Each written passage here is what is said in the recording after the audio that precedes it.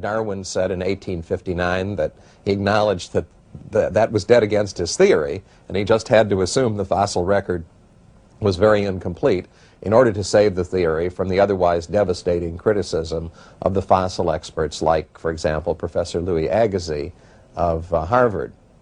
Now, the fascinating thing is that the fossil record hasn't gotten any better in the intervening century and a third, in spite of the fact that it has been explored and interpreted by people who were practically desperate to confirm the Darwinian picture. What we found in the 1980s was that the fossil record was still characterized by two important features. One is sudden appearance. When new things appear, they appear just as they are. There's no visible history of step-by-step development from earlier forms.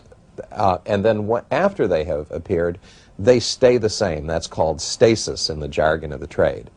So that once you get the shark or the horseshoe crab or anything else into existence, it stays the same throughout its tenure in Earth. There's variation within that type, but no step-by-step development into something different, no directional change of the Darwinian kind.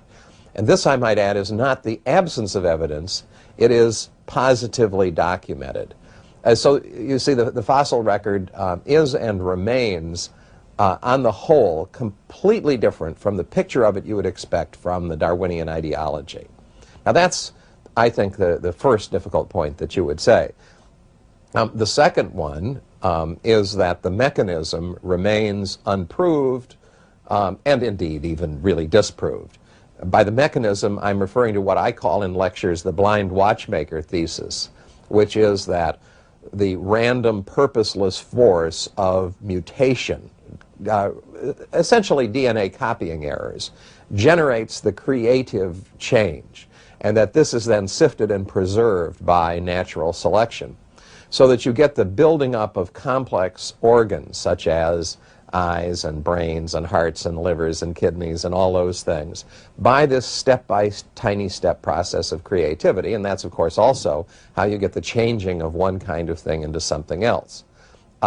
You can see that by this theoretical process, that whole gulf in the Precambrian era, where you have nothing at all between the single-celled organisms and then the animal phyla, is particularly hard to explain because you have to have just a complete universe of things going in all directions down there that's been lost. But in any event, this mechanism can't be confirmed. It isn't reflected in the fossil record. It isn't reflected in the world of experiment or experience. So it's a total fiction, really. I said in one chapter of my book